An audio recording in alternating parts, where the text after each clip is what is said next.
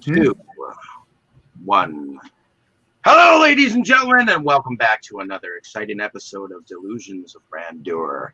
Bring out your letter openers and your knives, swords, or spoons. For tonight, we are going to be talking about an animation that comes from 2007. But let us go over to our anime expert, Jake, and why don't you tell us what film we have in store for us? All right. Well, as he said, it's a film from 2007, directed by Masahiro Andô and written by Fumihiko Takayama. And it is known as Stranger Mukohadan or Sword of the Stranger. Basically, very action-packed little film that was actually submitted by the Japanese Academy for consideration for an Oscar. But, of course, the Oscars didn't pick it because they hate anime and they're silly. But anyway, so before we launch into, I'll go ahead and give the very quick description. I wonder if I want to do... Okay, we will go with ANN's description. Hunted by the Mings from China, young Kotaro and his dog meet a nameless samurai, Nanashi, or Nameless, who is constantly being haunted by dreams of the past, which lead him to steal his sword. Among the Mings is a fearsome Western fighter named Rao, who desires only to find a worthy opponent. When both groups clash with a Sengoku-era feudal lord, a proud general, and monks torn between faith and survival, the reason behind the Ming's pursuit tests the bond between Kotaro and Nanashi. All right, so that is our base run-up on that one. And I guess let's go ahead and start with you, Mo. Was this your first experience with that film? Yes, it definitely was. And I feel somewhat ashamed that I didn't find out about this back in the day, because that was great when I was going hard with anime, like real hard.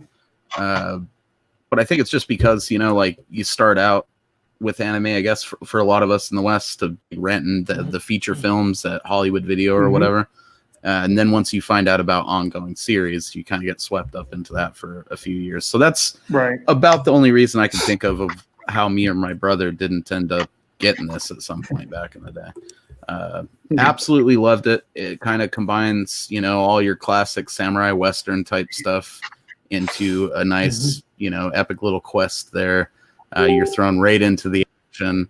Animation is fucking top notch. It's just, I have a lot to say about this as we get through it, but man, did I love this movie. And I am going to be ordering it immediately. And it's going to be repeatedly viewed around here for sure. Because, as you guys well know, I love classic samurai stuff.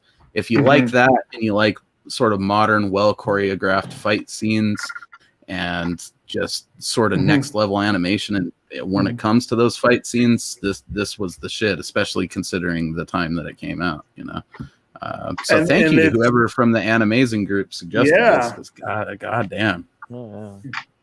And it does need to be mentioned that this is a Studio Bones production. And Bones did the animation for Full Metal Alchemist, and they did, I'm drawing a blank on some of their big ones, but I know they have done some big ones. Let's see here. They have done some of the animation on Attack on Titan, some of the animation on Blood Plus, basically in-betweens. They were on the animation production for the Cowboy Bebop movie, which we, of course, covered not too long ago. They have done, like I said, Full Metal Alchemist, both series, first and second. You can see that in it, too. Like, there's definitely some cues in the fight choreography that are similar. We got Goshik on here. We've got some of the in-between for Kill la Kill, second unit for Love Live. My Hero Academia is a Bones production.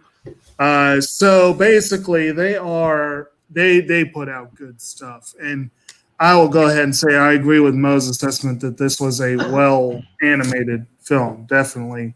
Let's go ahead and go clockwise according to my screen. So Forrest. Yes. Your impression?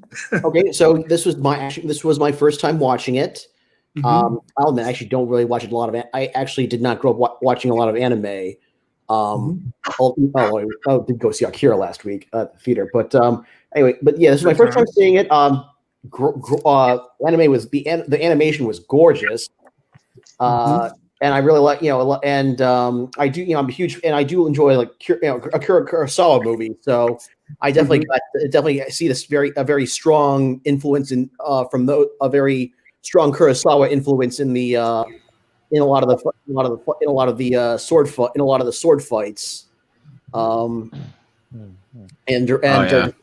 those terrain shots too. I really appreciated that. That's kind of all I got. All I have. I got right now. Okay. Well, as a first-time viewer of it and someone who doesn't watch much anime, though, I mean, I think you'd probably agree that this is a solid one to just chuck on for a friend, you know? Oh, absolutely. Not to get you too excited bringing up your favorite movie of all time here, Jake, but Ninja Scroll is like what I immediately thought of when I thought of this. And it's because I hadn't had that feeling, you know? There is a significant difference between this one and Ninja Scroll. This one's well written. Yeah, this one's got a lot more. There you go. It has characterization. Less story, man. There's maybe it's because I watched the uncut version on Funimation. I don't know what you guys watched, but yeah, it's definitely not as hard. I have seen Ninja Scroll, and it's definitely not as hardcore as that movie was. Okay, dude, there was parts in this. Maybe the uncut. There might be some things to go over here later because there was parts where dude's limbs were half severed and like dangling, and that was freaking me out. So for any of our viewers who are not familiar with the fact that on Septum and my on our own channel, there is an ongoing discussion of the Friday the 13th movies. And I think the topic came up last night I brought up that if it's all violence and gore with no plot, So let's say Ninja Scroll is Friday the 13th.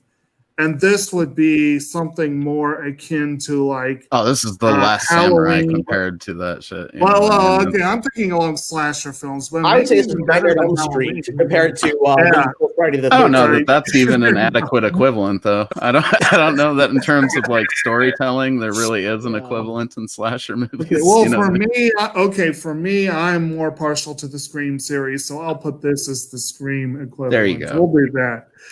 That's fair. So anyway, Dane, your impressions. All right. So yeah, this was my first time watching it. I quite enjoyed it. I thought it was beautifully animated. It was kind of your classical, archetypical story of, protecting the person that the authority figures want and the loner realizing that he's not quite as stone-hearted as he thought and, that sort of thing. But it's exceptionally well animated, good fight scenes, good blood, really good setting, because apparently this was during the, Shokugawa period. I did try to do some research into this before I started. 20 years it was watching them, I still haven't. Yeah, Sengoku. Sorry, Sengoku. And that was a lot of infighting and a lot of the Japanese no longer being a tributary state to China. Things like that. So it's such that it would provide me a lot more in the way of being able to dive into it deeper, with more time and exposure and all that kind of stuff. But I'm glad that it made its way over here and got a good English dub and that kind of stuff. I was trying to look up whether or not the animation studio was the same as the one that did the Boondocks in the US, which it doesn't appear to have been, despite the the Boondocks, it was obviously it was an American show, but animation wise, it was very deliberately. I personally I would call that an anime because the style is so it's so clearly rooted in anime. And so for that one, that was Rebel Base Productions, Dongwoo Animation, Studio Mirror, and so none of those seem to be the same as this, even though like some of the character designs and stuff reminded me of some of the way that the Boondocks characters would look. So what were the ones you named off? So it says I'm looking at production companies for Boondocks: Adelaide Productions, Rebel Base Productions, Dongwoo Animation, MOI Animation, and Studio Mirror, MIR. Okay. And then this one was Bones, that animation studio, and so it but doesn't look like this one had a lot of production partners, Uh-huh. and some of them were big names too. Production IG is another one that does gorgeous work. UFO Table, Studio Wombat. Trying to see if there's any overlap. It doesn't appear that there's any overlap, but like just character design wise, some just like ancillary characters and stuff. I was like, yeah, I could see some similarities there, but that could just be the fact that the Boondocks was emulating, or it was doing anime just out of Japan. Significant to the time too. I think like this definitely, when you look at it in retrospect or whatever, as gorgeously animated, like motion as the stuff is in terms of character design, it reminds me of a lot of that stuff that was like around, I feel like, at the time. Well, that's part of what made me think of it, because Boondocks killed premiered. Well, it premiered I did too. I did too, but like that's what made me think of it, was that show premiered in 2005 and this was 2007, so I was like, well, the timelines would have matched up if that were the case. A couple of Samurai Champloo look to him too. Well, and again, if you're talking about timelines, I want to say 0304 was the original air date of the original Full Metal Alchemist, and that was a hugely influential series here. So I wouldn't be at all surprised if the Boondocks animators had that in mind. You know, well, the studio. So that 2007 Bones, the studio suffered the loss of co-founder Hiroshi Osaka, known for his works as character designer on series such as Mobile Suit Victory Gundam, Mobile Fighter G Gundam, and the Mars Daybreak, which I remembered, again, timelines matching up. Around 2003, that was when G Gundam came to the U.S., and that's when I watched it, when it was on Toonami. All right. So you said I'm sorry. My brain's first time watching it, I enjoyed it. It gave me a lot more to dive into. Good times. All right. So so much next, so that I brought out my own cutting weapons of death. Right. Well, you see, I came prepared to discuss anime too. Anime martial arts. And unfortunately, none of these are Asian in design. So no Chinese ones, no Japanese. They're all very Western, I'm afraid, but still, they get the job. Unfortunately, I didn't have sword slinging samurai Smurfs, but I did have my Teenage Mutant Ninja Squirtle. So, Brandon, your go. Is this your first go? Well, yes, I had only heard of this through just a little bit. I had not actually even, it was not even in my wheelhouse to be checking on until they brought it up at the, and by the way, another shout out to Animazing Collection Incorporated for this, because they not only helped vote this in as one of our runner-ups, but they also brought me to this to actually see it. So kudos on both of those. Yeah, thanks a ton. Holy shit. So go join them if you like anime. They're on Facebook. Great group. A lot of personable people in there. Very active group. And lot of personable persons. A lot of personable persons, you might say. For sure. Right. So, to me, it was a first-time watch, and I didn't know what to expect. I mean, it was a movie, and It was that. and once I saw the opening scene with the guy just tearing through all those other guys on the field. Oh yeah, I was using like, that dude as a okay. fucking human shield, just storming that bridge. I Man, know what Back kind then, of movie too. this is. So that gave me the basic impression as to what I was going to catch from the rest of the way on. I really liked a lot of the nuances that they had. It felt like a live action samurai film brought to life. Good deal. Or brought to animation, I should say. And I still say it was a good film. I was glad I got to watch it. All right. How about you, Dave? Is this your first experience with this one? Well, unfortunately, because I had a storm on this side of the universe, I was unable to watch the rest of this film. I watched it about halfway through, but I will give you my first impression of at least the first half of it. I was kind of getting a Ken Follett, Pillars of the Earth kind of a vibe. With the even though the TV miniseries was in 2010, the book came out in 1989, and in 2007 was part of the Oprah's book club at the time. So when this came out, the book could have surfaced wherever these writers or whatnot. It is because of the temples that they are building. This lord that is building these temples for this Ming Dynasty thing aspect, which has kind of reminded me of the series.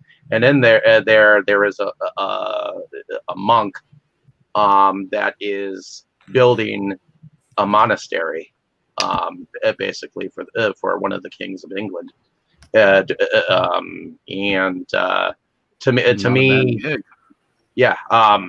me, it coming from that angle, that's at least the surroundings that don't have to do with the fighting. That's where I'm coming from.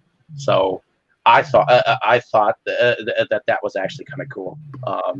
those are great, man. They looked like a Japanese Bob Ross painting or some shit, right? Awesome.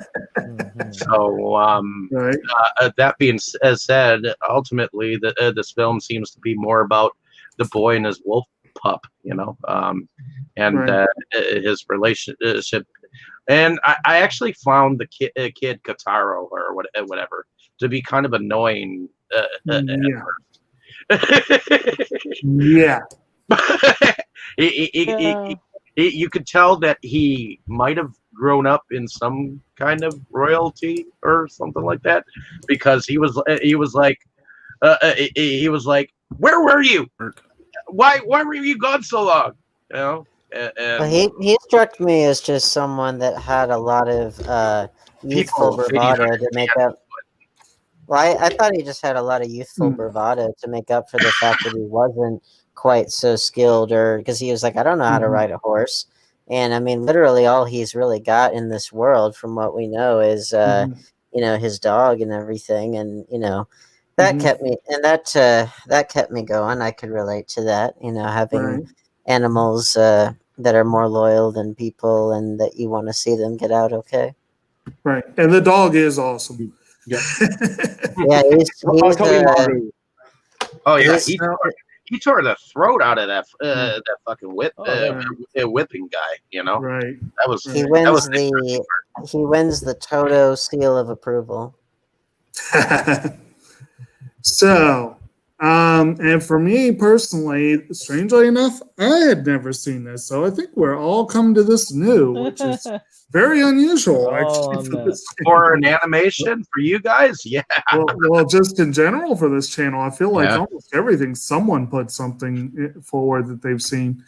But this is one that my initial impression is that, again, very, very competently done, very well, beautiful animation, pretty well paced and directed. I'm looking up the writer Fumiko Takayama directed Bubblegum Crisis and an episode of Nadia: The Secret of Blue Water, and he wrote Gun Parade March, one of those series. He wrote some Raz Effin and some of that stuff. And then Masahiro Andô, the director, he has a fascinating filmography. He directed Snow White with the Red Hair. He did Oh Maidens in Your Savage Season. He did key animation on some of the Ghost in the Shell stuff. Storyboards and episode directing for Full Metal Alchemist.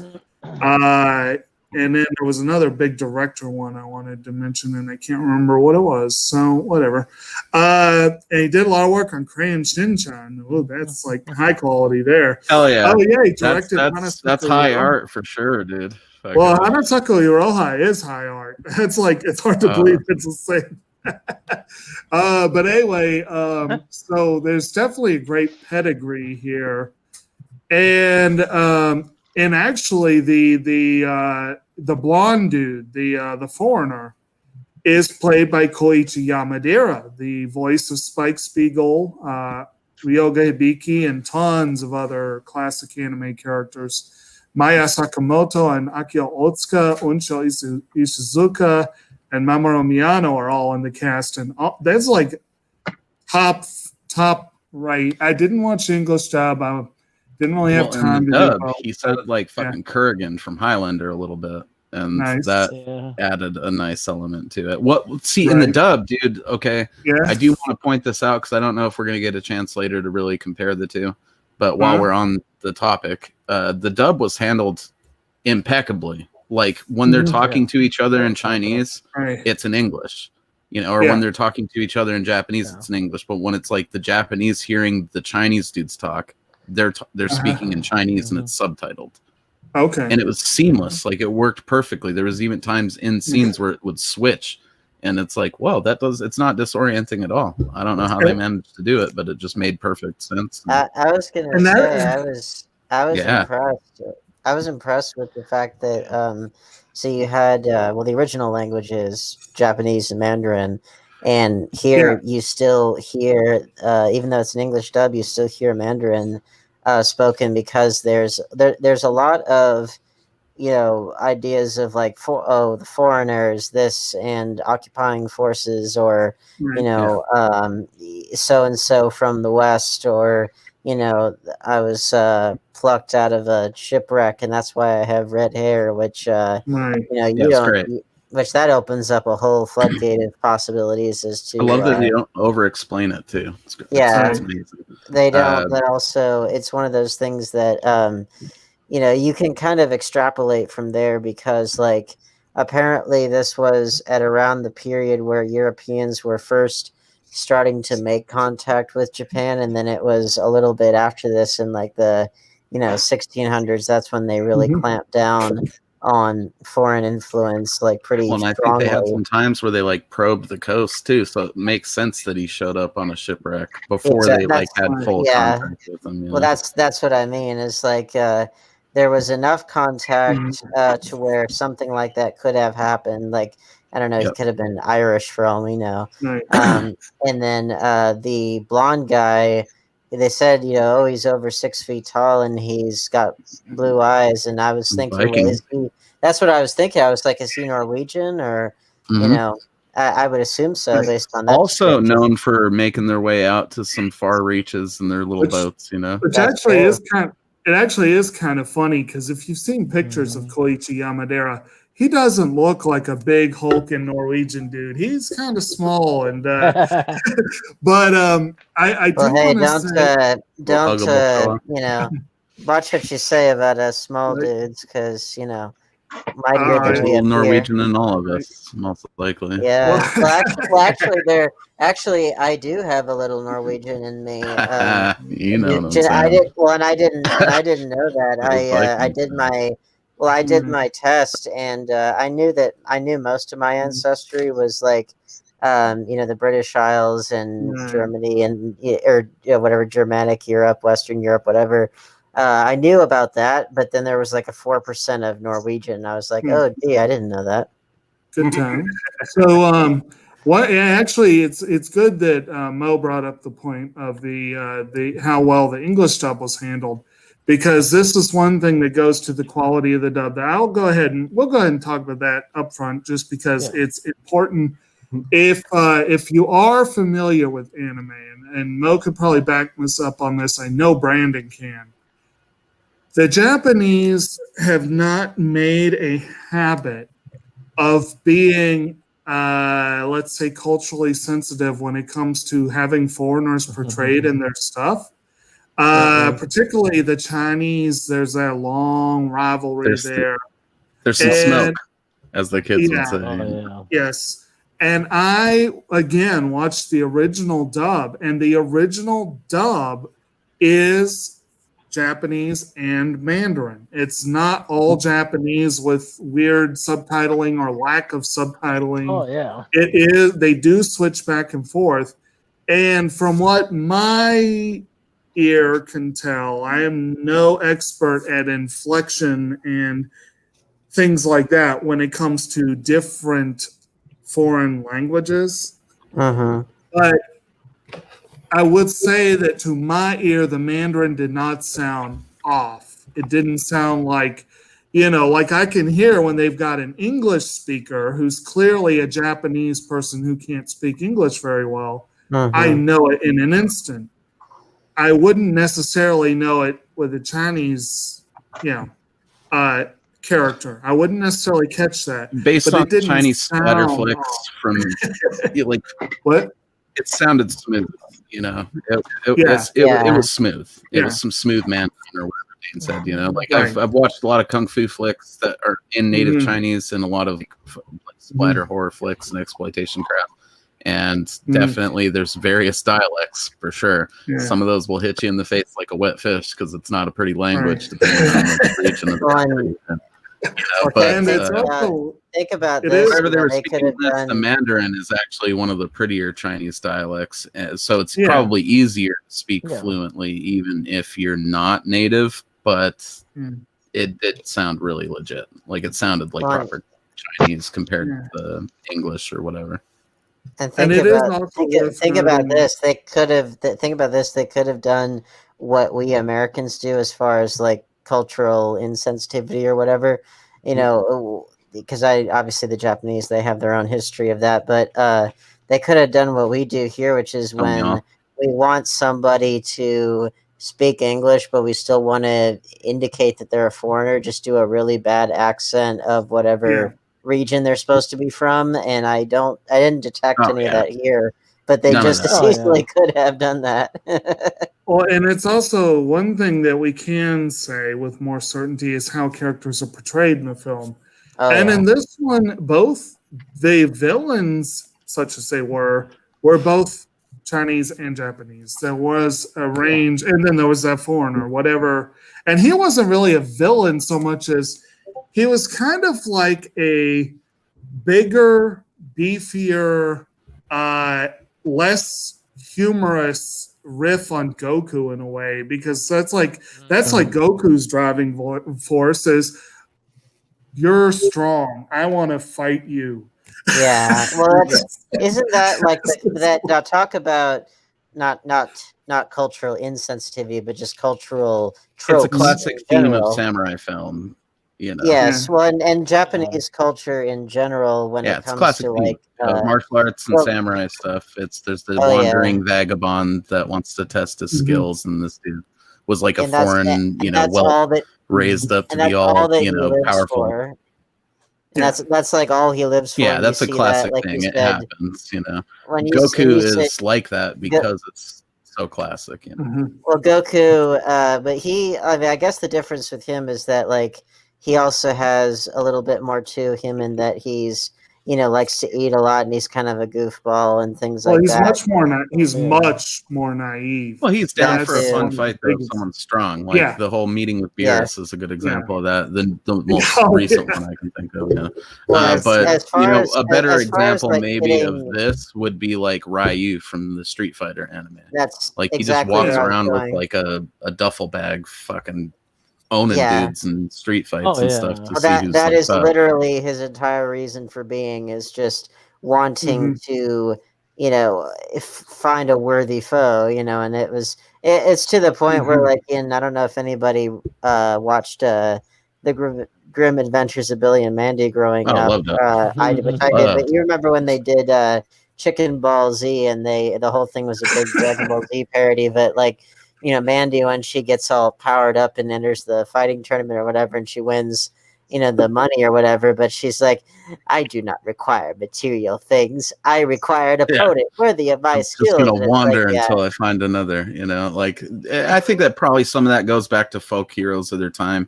What's that dude? Totally. What's his name? The dude that, like, that famous Japanese fucking samurai guy. The samurai trilogy is all Miyamoto Musashi. That guy did that for a while. He would just like travel around and fuck dudes up with his katana, and then just like paint awesome calligraphy. Well, but that is very much in their culture, the idea of the fight itself and the fighting a worthy opponent and continually bettering oneself and all that stuff. That's in there, and then the other component to that, which again they parodied in that episode, was, looks like I'll have to use my full power to defeat you, Billy. And it's like, that's the other side of the coin, is it's always you hold back until the opponent proves himself worthy, and then you have to use your full power, which, because this is grounded in reality, they don't have to do that, but you still see, if not that archetype, you also then see, which is not the surprising, pacifist warrior, but more specifically, you see the other thing, which it's an archetype because it really existed, which was the Ronin, the masterless warrior who has to not only but Ronin warrior, are still hireable. This dude was a vagabond because he was like basically a bum when you think about it. He had the charm tied around the hilt of the sword, so he can't pull it out. That's from a samurai movie. I've been killing myself all day trying to remember which one it's from. But it is a thing. So he's not even down to kill people, basically. So until he meets this kid and like actually has a reason to unsheath that sword again to defend someone. Wasn't that the basic premise behind Rurouni Kenshin? I was gonna say Rurouni Kenshin. Well, he had the reverse blade sword, so it is kind of still the same pacifist warrior thing. Right. Like, he'll break your leg. He's not going to kill you though for just no reason. Or the whole thing with Samurai X, where you had it happen beforehand, like where he was just like a straight out killer in that, which eventually led him to say, I don't want to do this again. So there's a similarity there. And actually, I just saw that played out. I watched 2 Arrow episodes tonight, and that's a theme they've come back to time and again in that series. But I'm just going to throw out a fun, another American, but a fun example. You guys got me thinking about, one of the classic sequences in The Princess Bride. I have to do him left-handed. I use my right. It's over too quickly. And then you have that great battle, like one of the great battles of movie history there, where they're chatting amiably as they're doing this great sword fight. It's classic. But well, I mean, that was very much a thing as far as we're talking about like the classical status of a warrior throughout world history.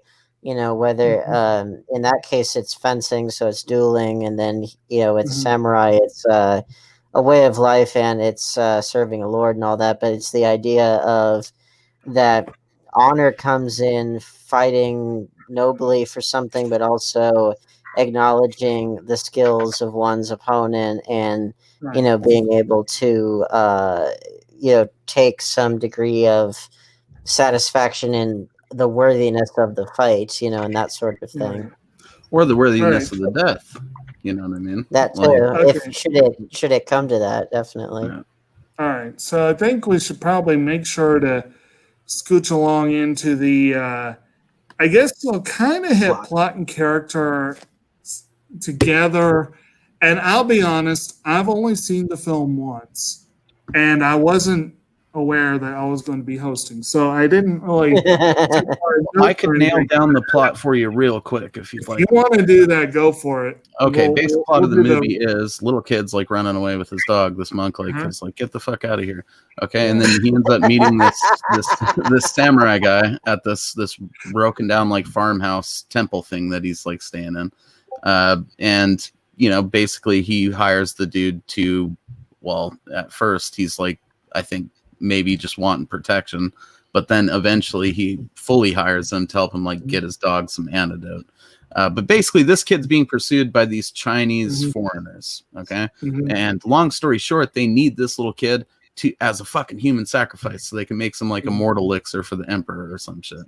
They choose one of these kids by prophecy every like 100 years, and I'm guessing just because this kid had like a dog that he hung out with a bunch or something, they chose him as the kid that was going to get murdered on top of this big weird elaborate Wicker Man fucking thing that they built out there, which seems to serve no purpose almost at all except for them to put him on a crucifix, which they could have just nailed two pieces of wood together, did that shit on the ground. Like there's no it might have also been partly due to the fact the kid was an annoying little snot rag. He was a little bastard, but we were talking. Yeah. He ends up meeting a vagabond, right, expert swordsman dude that decides to take on his cause for this weird little jade, piece of. That's what I was thinking. It was just like a big. It was like a big piece of jade, wasn't it? Yeah, and I think that was the whole joke was that it looks expensive, but it's really not. You know what I mean? Hey, if you're a bum and you don't have any money, even a hunk of jade, that's shiny. So he helps the kid out, and they pretty much are like, trying to evade these dudes. Eventually, they get a hold of him, and it's your classic, vagabond guy has to tap his samurai roots again to save this little annoying bastard who just chastises him all the time. Lots of blood and gore. Amazing soundtrack. That's pretty much nice little tie-in once again to our Friday the 13th discussions. Kid reminded me a lot of the descriptions that we've heard of apparently what the director thought of Corey Feldman in that one movie that they did together. To be fair, he kind of develops over the course. Oh, sorry. Go for it for us. Oh no, I was just mentioning that it was apparently Ted White who played Jason who had an issue with Corey Feldman. Yeah, that's right. I think most of us have an issue with Corey Feldman now. I mean, dude's all right. The Michael Jackson thing, like why? Yeah. So the reaction that Jason apparently had to that kid is kind of what the audience has to this kid, at least for a while. He does grow on you a little bit. It's one of those things where it's like he does know what it means to be grateful. He does know what it means that he's actually being helped. He just doesn't know how to express that in a way that makes him more likable, at least not anytime soon. But like I said, he does have suspicious of people. He's very suspicious. Probably rightly so. I was gonna say like he's annoying, or I was gonna say he's annoying or whatever, but like he has, honestly, I'll defend him a little bit. I think he has every reason to behave the way that he does because he's a little kid who doesn't really know a whole lot. He's out there in this dog-eat-dog world with no real protection. So what is his defense? And all of a sudden, the dude's in big trouble in Little China are trying to kill him. Point being that like what is his defense? He's got the best he's got is a dog. He has no weapons or anything. Yeah, it's a badass dog. He does, but like dog. Well, but point being that like in that world, there's every reason to resort to bravado and to acting tougher than you really are to survive, so and also again, he is just kind of emotionally immature. So there is that, but like, I defend him a bit, in that respect, because I don't really know of any other way that he could get by outside of naivete, which that would get you killed real quick in that world. Well, and So- you know, to speak to his relationship with our vagabond here and how that kind of gets handled a little bit at various points through it. There is that point where the kid starts getting real annoying, and then our main character or our other main character tells him that, you know, and then they and he if does I remember back right, down. it goes sort of like, look, we're both being assholes, so let's just chill out, basically. Yeah, Our- that's our what I mean. Vagabond is cynical himself too. So, whenever you're like a lone wolf out like for many years out of contact of anyone, you start to not remember your manners and not remember, you know, how to be in polite society. So you pretty much become a kind of a scruffy. True. I mean, I creature. guess, but this kid, it definitely came across more that he was just overly paranoid, you know? Like he thought Well, he and was again, I something. don't blame him one bit for that, because Yeah, I I was mean, gonna in this, say. he's got people out to kill him, Yeah. and even if he didn't, you know, he's in a very politically and militarily fraught time in Japan's history. So there's no reason to assume that he wouldn't, you know, be a target of somebody at some point. So I mean, I don't blame him one bit for that. Now, and in all fairness, when he goes too far, he will acknowledge it later. You know, so it's not like he's not aware of it. Well, after the dude Right, chucks and the the sword fact- into some guy's fucking skull and saves him from being ritualistically sacrificed. It's like, yeah, you're Yeah. gonna And he thank does learn. Like, for example, I think someone mentioned already that he can't ride a horse, but he does Yeah. like learn. You know, so he's like he's not Yeah. helpless. He does. You know, he's not like one of those kind of almost typical kids that just kind of they're kind of. You might almost say like a wasted space kind of character. He's not No, that. yeah. He does He pull has- his weight.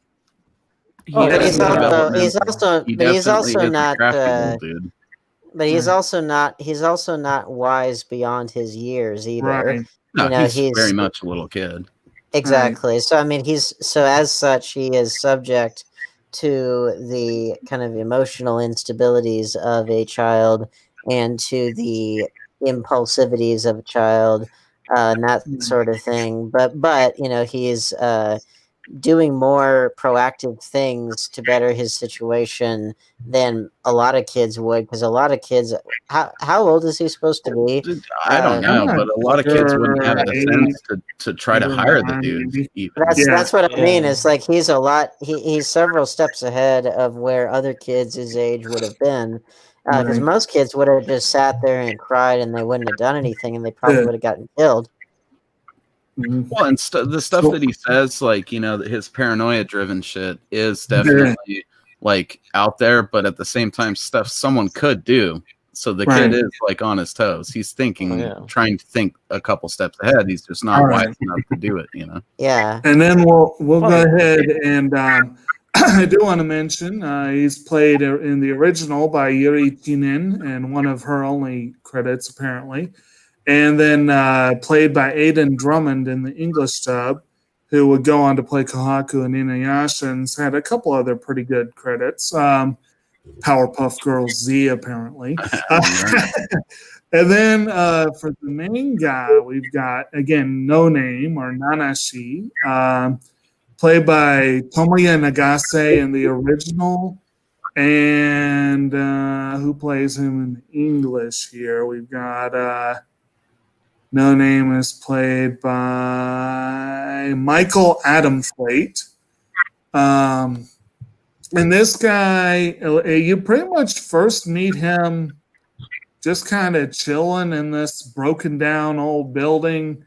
The kid and the dog come upon him, and Well, they've been living there. Like they come back after they rob that old dude. And they've actually got a pretty sweet routine down where the dog distracts the dude, and then the kid goes and like loads up on supplies, you know. And pretty much this dude is just chilling there, and he immediately says like that he'll rent a spot at the place from the kid, basically. Yeah, right. So it's immediately apparent this guy's going to provide some type of service. And though we've pointed out that he doesn't unsheath his sword until the end of the movie, that doesn't mean that he's by any means helpless without it. Holy shit. Oh, no. One thing we definitely accidentally glossed over, too, is part of this Chinese immortal cult death squad is these guys that are like all hopped up on these drugs that makes them feel no pain. Oh, yeah. So, and they're expert swords. That led me to question, like, was that meant to be opium or what was it? I mean, because the opium withdrawals you were enjoy. nasty. Yeah. Well, I mean, if it's meant to be a real drug at all, because I mean, I don't it's think China. it was. Well, because It has it's China. similarities. Well, I was gonna say it's China. It's opium's a painkiller. Could be Chinese magic, which might have something to do with our It's next a film. painkiller, but it also it's a heavy narcotic. I would It think this seemed like it. well, I mean, they would not be able, if it was pure opium or even mostly opium, they would not. Yeah, be they able. wouldn't be in fighting shape. Yeah, it might be laced with it or something. It just Yeah. basically gave them, it didn't seem to enhance their skill. It just Yeah. gave them the ability to not really feel pain when it happened, And part Well, of that might have been it got them all fucked up. That's all that needed part to of do. The whole might- gimmick of our main villain is that he won't take it because he wants Uh-huh. it to be like interesting. He's all about, like Dane was talking, that pure right. chase of like the worthy opponent, Right. So he's looking forward to the pain. He's a sick puppy like that. Actually, I believe, doesn't he have that like comment of like when he's finally attacked, like, so this is what it feels like, or something Yeah. like that when When he gets- right. And I was kind of reminded of Dr. Horrible with the I think I'm in pain. I think this is what pain feels like. Right.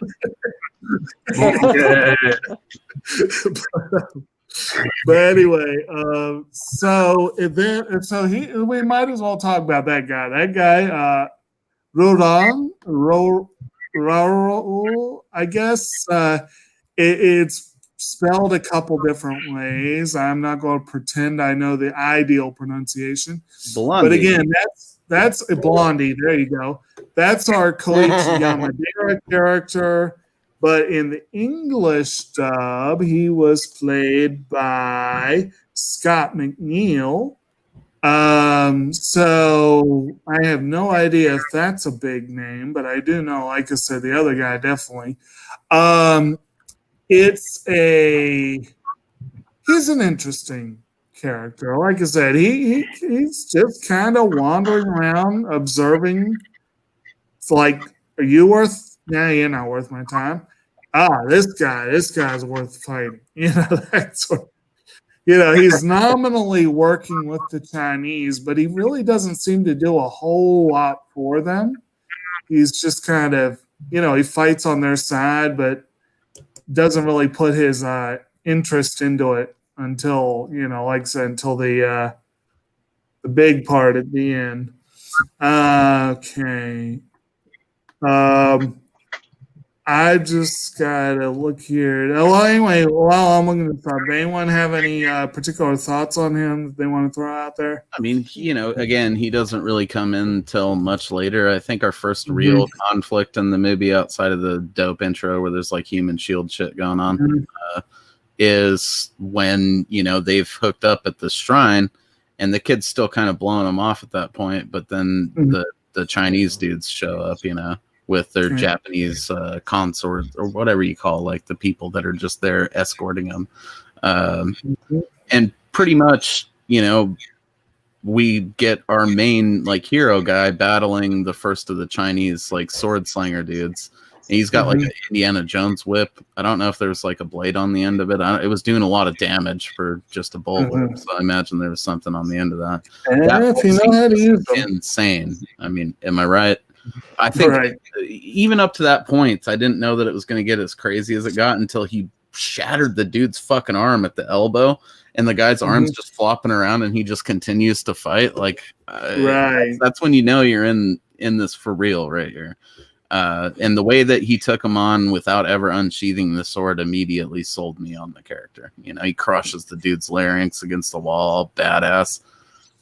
With just his short sword sheath, he's using it as it's a weapon in and of itself. You know, it's just like a sweet hard stick that he can kill you with. Okay, so you went back to the nameless, didn't you? Go ahead. Well, I was just saying, well, you went back to nameless, didn't you? Because wasn't he the one that did all that? Well, the main dude, I mean, like the villain guy, our main scenes with him is pretty much just him standing there being blonde. Yeah. And then there's like a part where he's like, the sensei guy tries to challenge him to a stick fight, and we don't even get to see that. And I was pretty bummed on that until I saw the final. Yeah. They keep flashing out of it. Now, there was that scene where he confronts him earlier on the bridge. It leads to that stick thing. Well, I'm talking about like when they're in the house and the guy's all like, let's pick on the foreigner, and he basically takes him down quite a few pegs. Right. Showing, I'm a slight bit better than you at this, which is what prompts him to say later on, oh yeah, well, I'm much better at fighting with. Okay, I have to mention this. Oh man, that reminded me of Wizards too. The way that guy got took out. We'll talk about that though. I do have to mention this because you guys brought it up, and it was a very salient comparison. But the guy, Scott McNeil, who plays this guy, is the guy who voiced Ken Masters in the Street Fighter series. Nice. And so that's like even more. And he's the guy, he played Wolverine in X-Men Evolution. He played Piccolo in one of the dubs for Dragon Ball. Unfortunate, because none of those are good if they're not the main ones. Yeah, and then we got the in multiple roles in Inuyasha: The Final Act. He played Gardner in Black Lagoon, Roberto's Blood Trail. He was in Black Lagoon. And then, like I said, I mentioned Koichi Yamadera, a couple of his roles, but a couple of his other classic ones. In Slayers, he had, I believe, no, he wasn't in Slayers. Why did I think he was? But Zenigata in a large number of the Lupin the Third productions, and Togusa in the Ghost in the Shell stuff. And, among other things, so yeah, there's some good times there. A lot of other lesser known roles. So were there any other characters specifically that anyone really wants to bring up? Like really, you're like, that was a pretty badass character there. The dog. The dog, yeah. The dog's awesome. He's the best character. The dog is the best character. Dude, yeah. He handles that poison. He was the good boy. But that dude with his falcon, I liked how the dude. Again, I don't know if what you guys have is the uncut one. Which one did you upload, Brandon? Is it fully uncut, or because it's not just the fact that you guys said it was like not gory and stuff, or not as gory?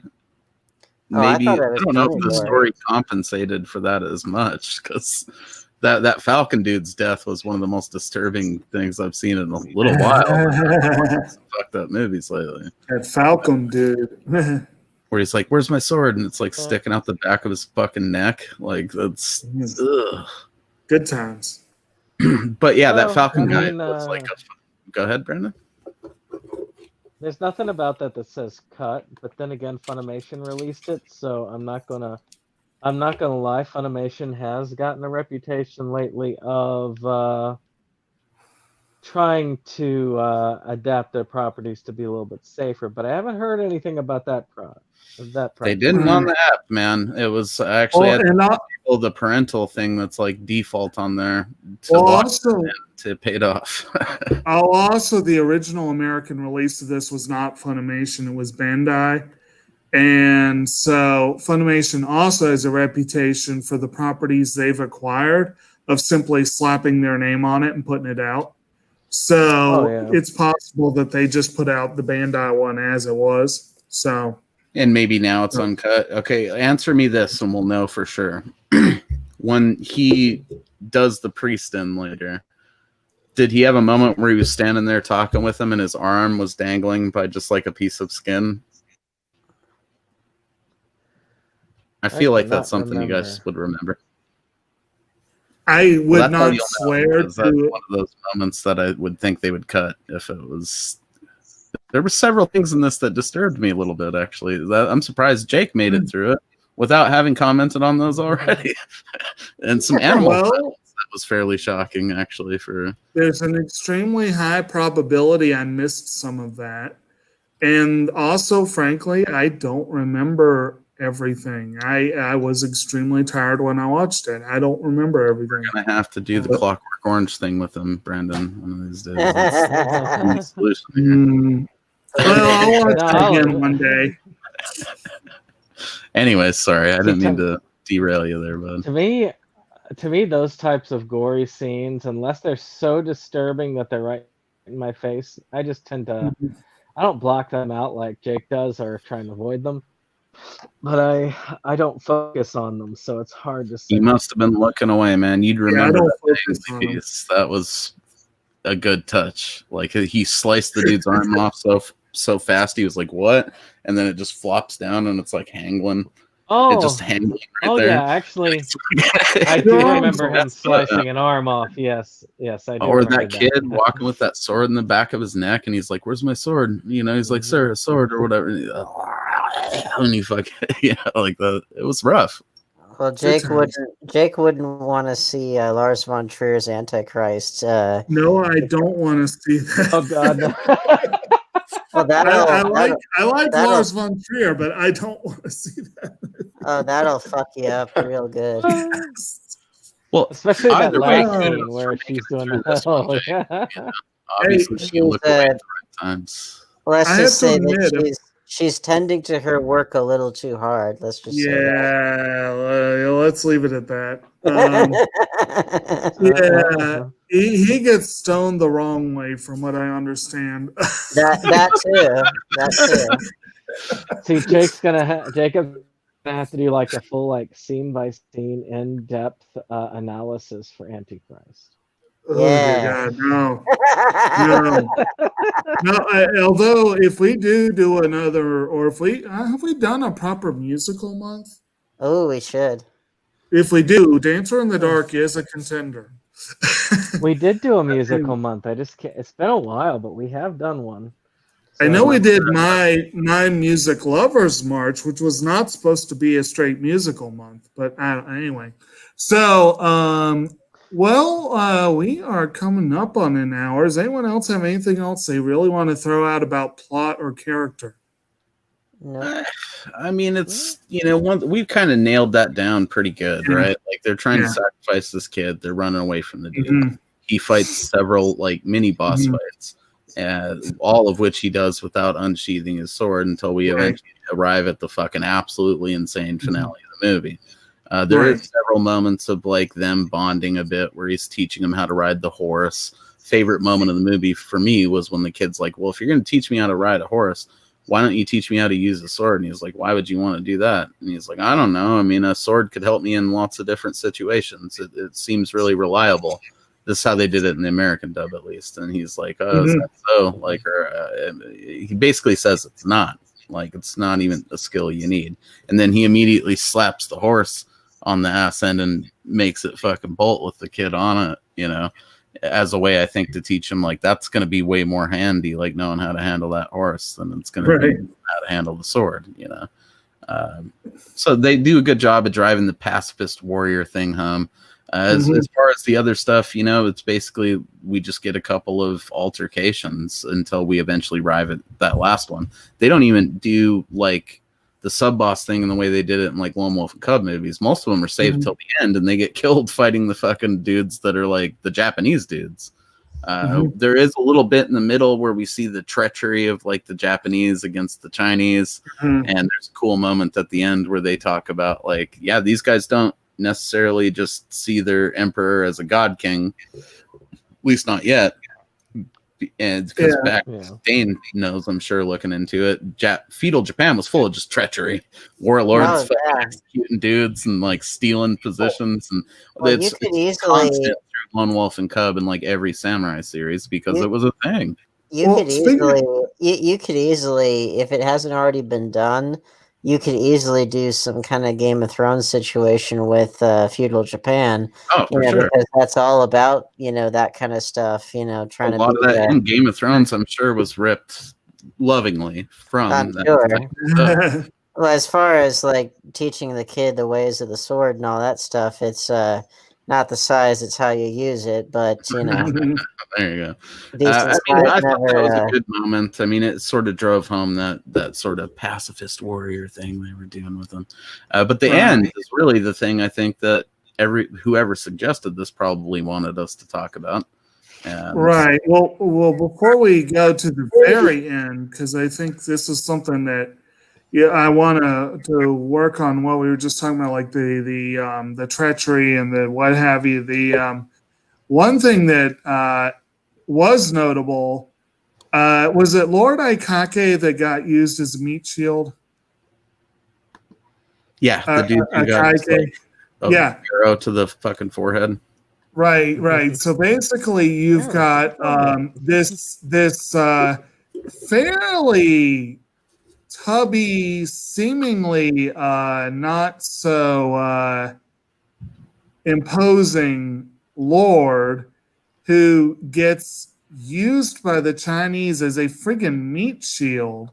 They put him up as a hostage, and they throw it, and an arrow goes right through his head.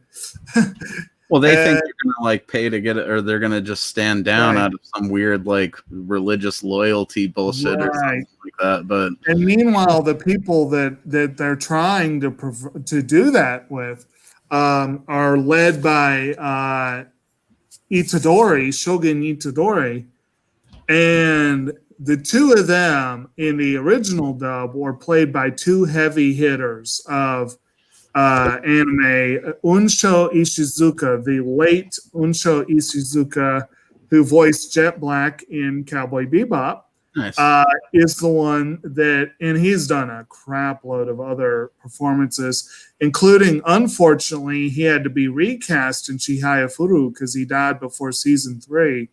Bummer. But he is he plays Akaike.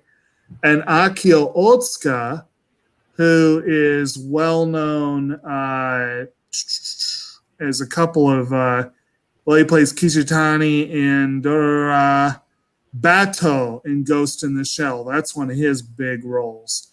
And you've got a few other big ones there. But he plays Marshall D. Teach / Blackbeard in One Piece. So a couple of, fairly treacherous character there. So apparently he plots sedition against his lord, I guess. And so he leads this rebellion. And so this whole great big thing plays out. A major battle ends up doing in most of these characters. And I was honestly left going, well, that happened. All these people died, and they weren't even central to the final thing. Well, I thought that was awesome, though, because it showed like how there was all these forces coming to bear, like in this one crazy scenario surrounding this little kid and his dog, right? And then left to try to, because as soon as that whole fight broke out, I was like, oh shit, it's going to be rough for him to get in there. I thought he was just going to get in there and like have a sword fight, but then when the battle broke out, it was like, oh, it's going to get fucking hairy. Like, and I did like that touch of them putting tying that feudal lord to a post and putting him up as a hostage.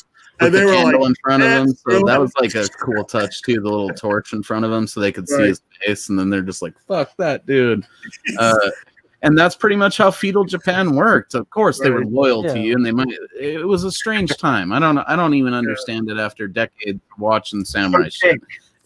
basically they will serve you until it's convenient, but Right. really they're serving like the warrior dude under you. Yeah. You know what I mean? So if he tells you you got to commit suicide or something, you'll be like, you know, Well, and like, that's why if the you dude starts to suck at the same time, they'll just kill his ass. You know, and that's why you could totally do a Game of Thrones, possibly even easier, in feudal Japan because it's kind of baked in. Mhm. different monsters too, so that'd be cool. If But you yeah, wanted, that whole if you moment even right wanted there, to do it, if you even wanted to do it supernatural, I mean, that's my whole point I is say that go you for know. it, build the wall, do the whole thing, fucking. But you know, So like that. Whole, I just wanted. go ahead, okay. Dave. I'm sorry, we Yeah, I was haven't going let to you say, talk. yeah. I just wanted to interject here real quick. So, Mhm. Jake, hey, can you handle violence a little better in animation? Can I handle violence a little better? Yeah. In animation, Oh, you mean overall? yeah. In general, yes. There are things I don't want to see, even if it's animated. I don't want to see certain things. But Wait until we get to missile scroll. Wait till we get to a ninja scroll. but like for example, the graphic violence in When They Cry, I'm fine with it. But if I were to watch a live action that was a strictly faithful adaptation to what we watched in that, I'd probably be borderline. But I don't think they'd be strictly faithful. They'd probably try to go further, and I couldn't watch that. And from what I understand, they've apparently upped the graphic nature of the remake. So we'll see how that goes. But so let's go ahead and Mo, you seem like you're really on. You said it would be a good plan to throw that final sequence out for. I'm going to let you describe what parts you're thinking of there. Oh, it's just so insane, man. I mean, it's like they set up these characters you think are going to be ultimately badass, but then at the end it just turns into a meat hacking contest for a minute right there. Like basically the Japanese forces eventually breach the walls. The archer chicks are like firing at him. The one girl just immediately takes a headshot. Those two were just. I was watching, especially the one that doesn't get killed right away. I was like, she was taking it, man. When he manipulates her over and pushes her into that wall with the spear, like that shit was rough. And then they just fire full of arrows, so they're out of the picture. And then you kind of have like a faux final battle between what's his ass, the Shogun guy, and Blondie, and that's actually pretty sweet, you know, for what it is in the background of, you know, Nameless getting up there on top of the roof to chuck that fucking sword at the guy that's about to gut the kid. So it's really perfectly kind of balanced between those two sequences. You know, that dude's fighting him in the background as this dude's, you know, getting toppled by tower. I like the whole scene because I kind of skimmed through the last battle real quick. Oh, and dude, you gotta go back and watch whole that. scene, like up on the up on that snow-covered planks, and the visuals were impressive. Yeah, the visuals were amazing. Yeah, and, man. real quick, want to interject because I don't think we've mentioned yet, and I know we're an hour in and whatever. There have been spoilers in this discussion. What? I didn't figure that out. I think in modern times it's just appropriate to assume that if anything's older than a week, you're getting spoilers. Exactly. No, it's older than an hour. And why would you be watching something like this if For you an hour. haven't seen it already? Right. You know, and like Yeah, that's always that's part of like when I host this stuff. That's part of why I don't really like to do a play-by-play because I would assume that anybody that's watching this would have hopefully seen the film for themselves so that they know what the fuck we're even talking about. The play-by-play is more so we can talk about what actually happens in the movie. You know what I mean? That's what the idea is, but what I mean is like, you know, I tend to do broader strokes, you know, like themes and stuff, as opposed to like stuff that people could conceivably recall from having watched the film themselves. But you know, that's just different strokes. That's assuming that they hadn't seen it, but most people jump into these things thinking either one, it's the whole entire movie, or two, they haven't seen it, so they want to figure out what the hell is going on in the film. I think mostly they jump in to hear what we thought about shit they also watched in the movie. I would People really- like I to would hear certainly what other hope people so. think. There's a little bit of So- that going on. yeah. You know what I mean? But So, go ahead. Go ahead. No, you, sir. This is your show. What are you talking about? Well, I didn't want to skip too far ahead. I was just going to comment again on that part where Blondie gets it, because that was the if he had something. See, leading into that, we have the whole fight with him and the Shogun, which can't be skipped over because that is pretty badass. It builds to like a good crescendo of this dude's like trying to prove that he's fucking awesome too, or something. He just gets blown away. It reminded me a lot of the ending of Wizards, Okay. He's like, you son of a bitch. And the guy just blows him away with the fucking flintlock. And he's just dead, So basically that leaves Blondie open to fight our main dude. But in the interim, we do get him in that whole sequence where he gets that tower toppled on top of him. And then he climbs up out of there and is like running along the thing, and he finally rips the sword out of the sheath and like separates that dude from his fucking torso. Yeah. And then chucks the sword and hits that fucking big fat dude that's about to gut the kid. Oh yeah. That's, to me, like that whole part. From there onward, there was like moments where I was like almost getting choked up because it was fucking so epic, dude. Like that's what anime is supposed to make you feel like, I think, right there. Though, Mo, I'm a little surprised. I just wanted to double check real quick to make sure I'm remembering this correctly. But I'm surprised you weren't chucked up at Itadori's epic mutton chops. I mean, just they were pretty fantastic. Man, I wasn't choked up, but I took pause for a moment. I'm working on growing out however much of my facial hair will grow out. Like this has been quite a while in the making, so for some reason I can only do this and the chops. If I don't fuck with these like once a week, they get out of hand, man. Yeah, like these my sides are still kind of on the thin side. Like the chin and mustache, they have a halfway decent amount of thickness. Nice little crop cultivated there, sir. I like it. Well, it's just not. This hasn't quite caught up yet, But I'm working on it. You'll get it there. You'll connect the fucking dots. I'm trying. It's but the thing is about that whole final sequence is that the music starts really hitting perfectly. Oh, yeah. Right there, because the soundtrack, which I'm sure we'll get to briefly before we close out here, is amazing.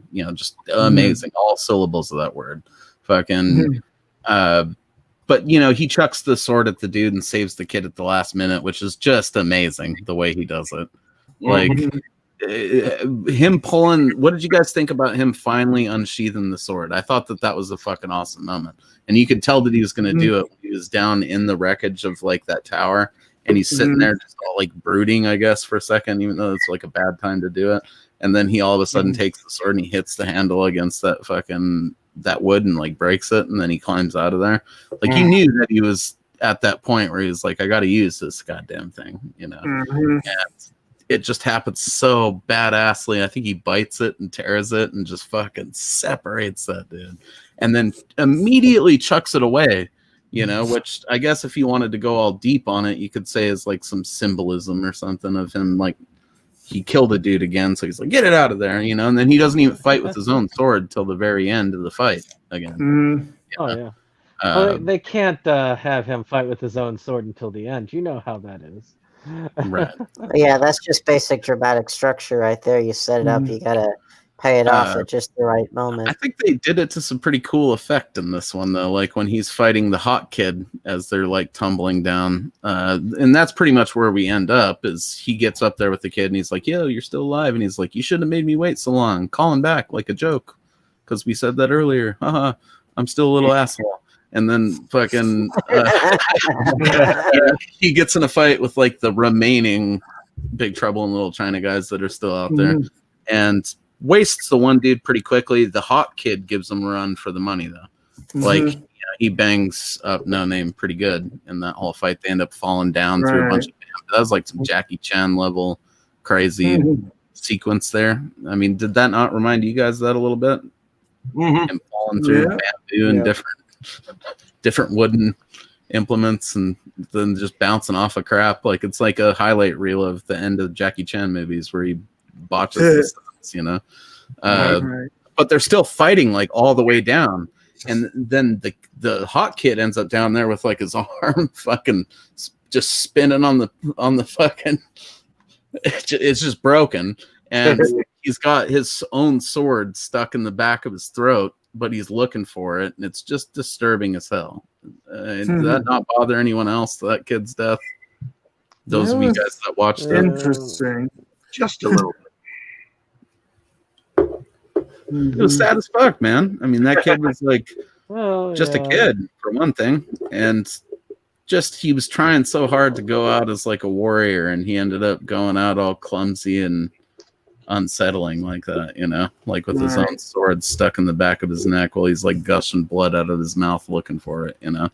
And then that kind of leaves us in the position where we've got like our main villain dude, Blondie, and our main, you know, hero dude, No Name, about to go at it, but there's like this priest that still wants him to get the kid, and he's about to shoot him with the flintlock.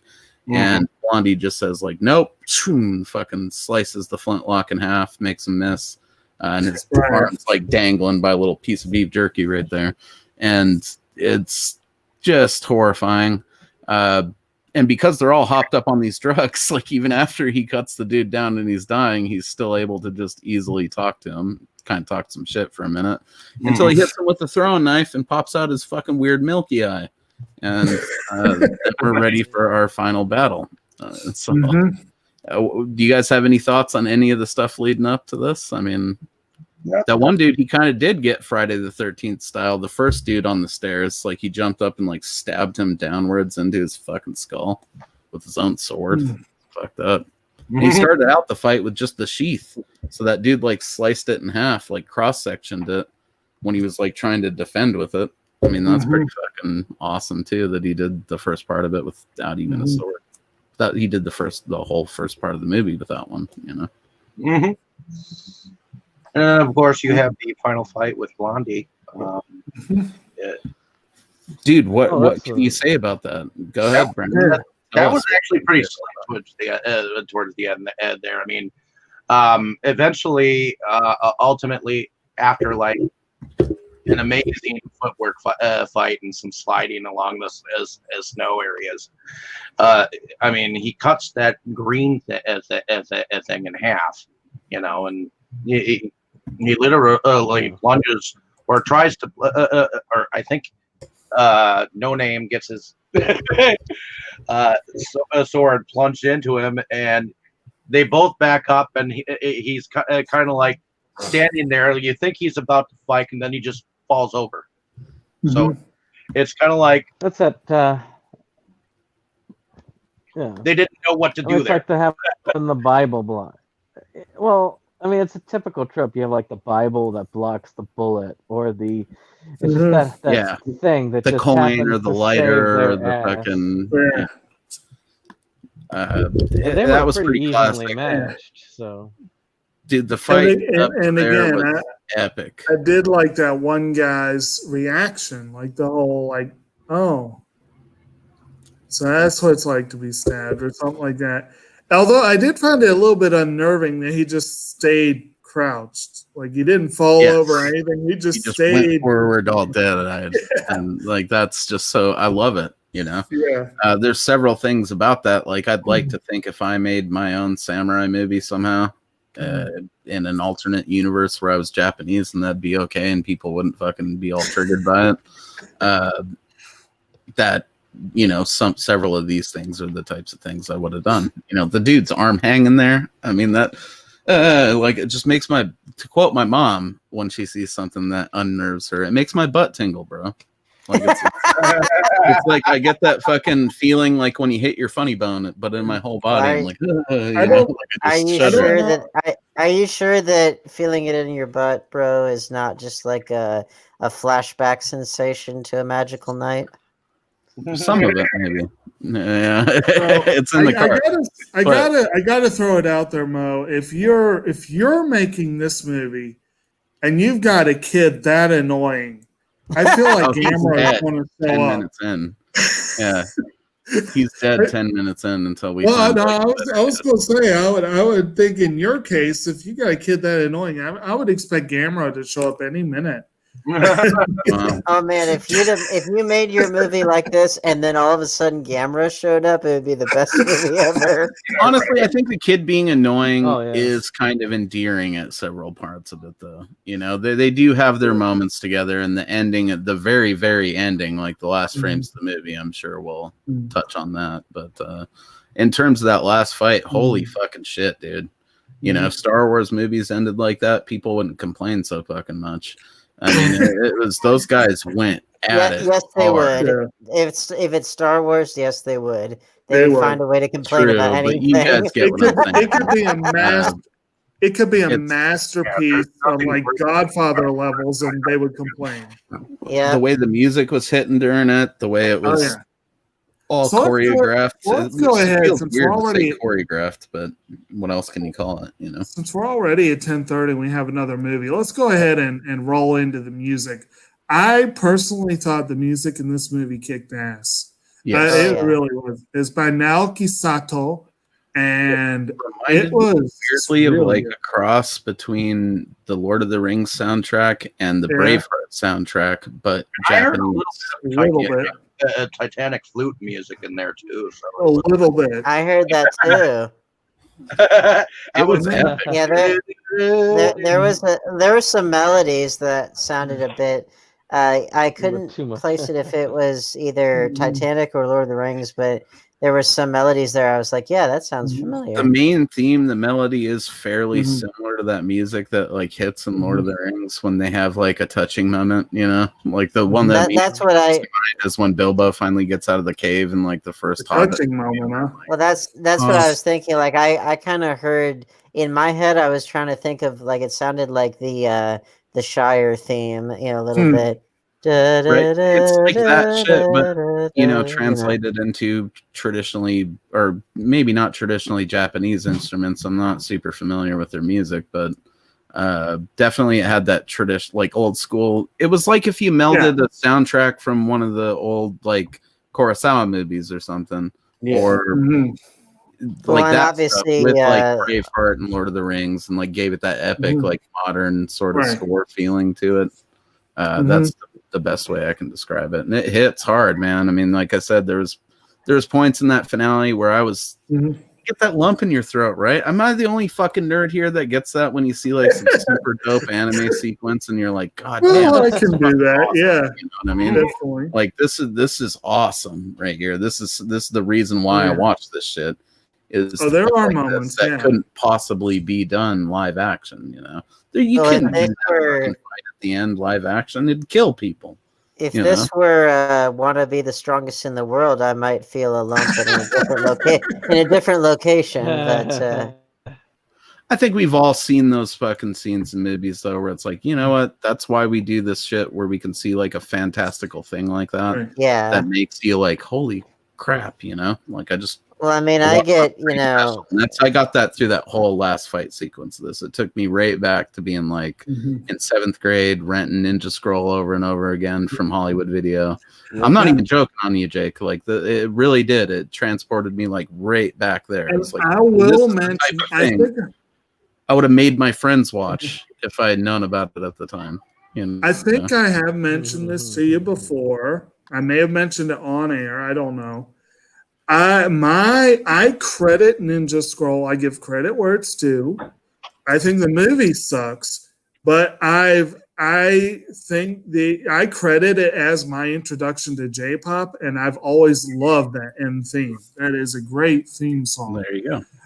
This one, the Take theme a little song umbrage with the movie sucking, but we'll discuss that later, Jacob. My intro to J-pop was Kingdom Hearts. Hey. Go ahead. I honestly don't think the theme song necessarily stood out in this one, but it fit the music well. The music overall, like I said, was just pretty badass. So it did have some subtle moments where there was, you know what I mean? Like that theme song, it's easy to have a movie that has that theme song that hits like that at the right moments. Sure, why not? But the music throughout, I took note of as well. because it's just definitely fucking good. Like it sets that proper atmosphere between the scenes, you know, especially for the setting and the type of shit that it's doing, you know. Which we've been doing a If pretty these guys good could go job. back and score old samurai movies, they'd be the scores would be works of art on every one of them. I'm pretty sure, you know. Good deal.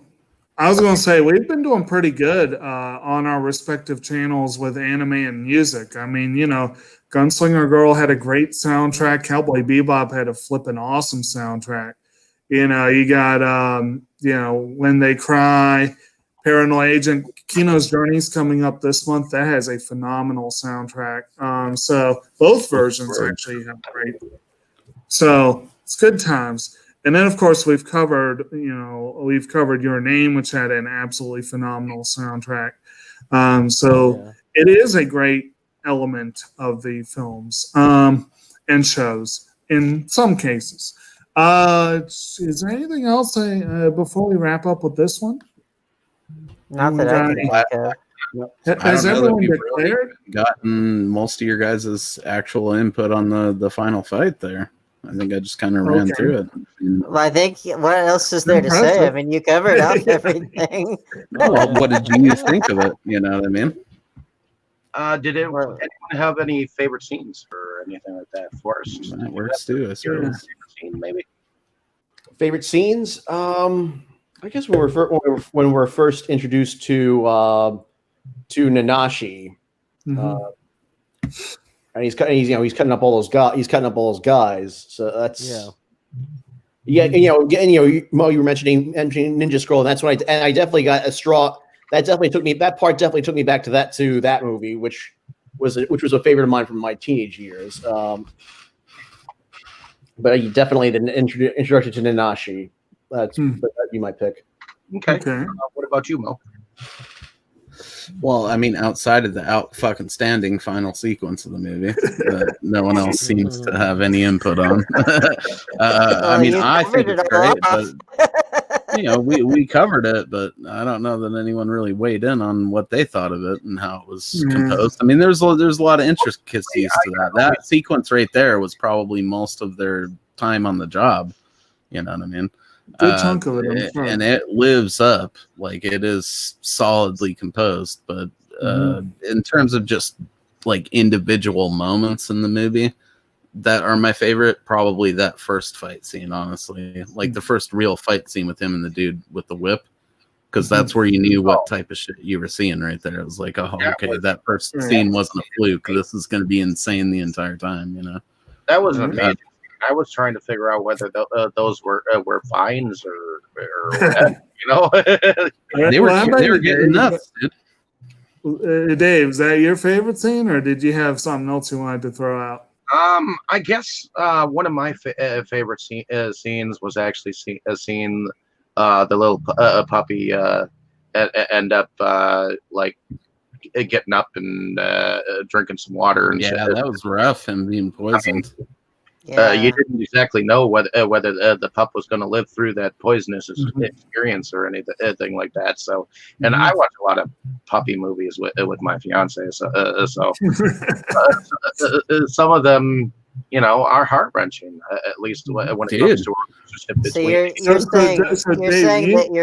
you're saying your favorite movie of all time is Cop Dog? No, I would have. That's what I heard. I guarantee you, I gush tears when the old dog falls down that fucking pit. Well, there's several scenes of like animal violence in the movie, like where the horse gets its fucking, and it's like, and it just fucking flops dead. And that's one of the best like animated sequences too, because he rolls off the horse like seamlessly and then just keeps running. I love it. I like rewound it like 3 times. One of the most emotional scenes in a Akira Kurosawa film was the ending of Kagemusha, where you see all the horses dead on the field. So that's a bummer, man. Then they good. So Dave, your mission, should you choose to accept it, is to get your fiance to watch this puppy film and admit that all animation is not for kids. She won't take Although I did get her to watch Vampire Hunter D and Vampire Blood. Dave might be living down at the chicken shop by the time the scene's over. Your collection won't fit in the fucking meat locker. Well, this is one you could definitely show someone and say, animations for kids, huh? Dane, what's your favorite scene? Well, I too would say the scene with the dog, although I think, like in the beginning, I think I might say more so like not that I wanted the dog to be poisoned at all, because that's quite the opposite, but that's why I picked like just the fact that that's the initial impetus for getting the story started, but also because it happens that early, the dog getting poisoned. My American sensibilities, I'm like, oh well, they won't let the dog die because, as Joe Bob likes to say, you can kill as many people as you want, but you can never kill a pet. People get upset, and in American cinema, that generally is true.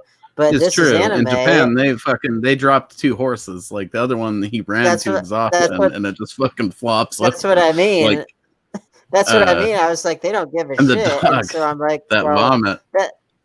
Yeah, exactly. And so I was, because of that, because they don't have our fragilities on that front, and because it's animation, so it's not real dog or whatever. All that stuff. I was like genuinely concerned because I was like, they're not going to play into our little fragile American mainstream audience minds, and so I was really concerned. And and it happens early enough to where you're not like, oh boy, here we go again with this whole rigmarole here. So yeah, I give them credit there because that helped kind of lock me in pretty early. Another scene that, in hindsight, is definitely ripped from Lone Wolf and Cub, because there's the whole scene in Lone Wolf and Cub Part 2 where the dude is finally like spent and he's crashed out. I actually reviewed it. He's crashed out in this little hut, and what's his name? Daigoro has to go get from a shrine and bring him and try to feed him to him. And then he eventually does do the whole thing where he runs to the stream and takes a mouthful of water and comes back and spits it in his mouth. And they even the way it's shot in this, it's not shot, it's animated, but you know what I mean? It tracks with that final scene in that. Right, exactly. There's camera angles in mind. They even talk about that in manga. But they track that same shot with Daigoro run back to the hut. Is that same shot where he's running back with it in his hands, and then he's and runs back and gives it to his dad, except it's a dog in this one. Pretty cool. His dad is the dog? Cool parallels to classic samurai shit. So, pretty much. So, Brandon, what's your favorite scene? Whatever. It's kind of a balance between the beginning and the end, because the end does have a lot of working parts to it. So in a way, I guess the beginning is an easier one to say as a basic scene because it's just straight up. But there's a lot of complexity, as Mo was saying, about those last scenes, the multiple fights, the interactions between all the characters, a lot of the building up coming to a head on each one of those. It was a pretty cool thing. And that last battle with Blondie was pretty epic. So it's in between those. Okay. And I'm going to have to admit, this is again one where I don't know that I have anything that's like head and shoulders above the rest. Although I do think the one scene where they use the Lord is a meat shield. That was kind of what you were saying, Dan, about things being unexpected and not what you would normally see. I thought that exactly. I was kind of hilarious. I thought it was hilarious because it was so unexpected. And I do agree with it too. That's the name of the game, is playing against our expectations. That's how it goes. That's especially given as Americans, we're so used to very specific ways that things will play out, that it's nice when they don't play out that way. And I do have to agree that early battle sequence was political chess, bro. Right. Like scene- Japan would that take out a scene that king they- if they got the chance.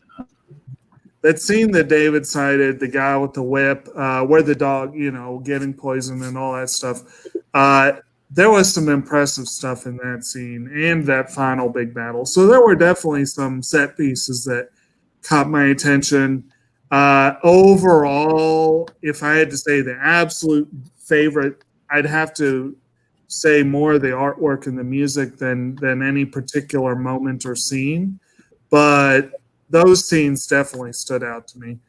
It has the air of it like something where they actually maybe consulted someone who knew how to fight with swords and shit to get the stuff done. They didn't just wing it. Because a lot of it did have like an air of realism to it, even though it was exaggerated. Obviously, they're following through multiple things that would like just wreck a normal person and they'd be done. But in terms of like the moves they were pulling off and the techniques they were using and stuff, it felt legitimate on that front too. So that is one thing I wanted to mention before it. And again, it is worth noting the Studio Bones again was also behind Full Metal Alchemist, which did also have a lot of the political intrigue that this did, but it also had some pretty impressive action sequences, and especially the remake Brotherhood. And like I said, right now they're doing My Hero Academia, which is a very action-heavy series. So this is a studio that knows their action, and they're really good with it. So it's worth noting. Anyone else have any final thoughts? Nothing I know of. I'm thinking we'd probably hold our outros until the end of the other one. Definitely. So final thoughts, I just say show it to your friends. Yeah. Make it a family night. Go ahead. Well, if you do have a friend who's into bloody action, this could be a good gateway anime. For sure. Yeah. So what were you going to say? Better than Ninja Scroll. So thank you for checking us out, ladies and gentlemen, and hopefully you just enjoyed the I think we lost Brandon in that, didn't we? I was just doing one more thanks out to Animazing Collectors Inc. Again, it's great that they, because a lot of the stuff we have to vote for and suggest is not entirely anime related, so it's kind of cool to have that extra group in there to do it, even though it kind of like hits on the side of theirs. So. And from the early returns, it looks like they may help us have 3 anime 3 months in a row have some anime, so that'd be cool. Thanks a ton for this. This is one that's Tokyo be Godfathers is in the lead. Is in the lead? Wow. Okay. All right. So, and incidentally, we haven't not yet mentioned the first one we did on this channel, which was Perfect Blue. It's the same director as Tokyo Godfathers, so that'll be fun. Oh, yeah. And then we're keeping a nice theme tonight because our other discussion is Big Trouble in Little China, which also involves Chinese mysticism. Join us on our next podcast episode. It's going to be a blast. So say good night, everyone. Good night, everyone.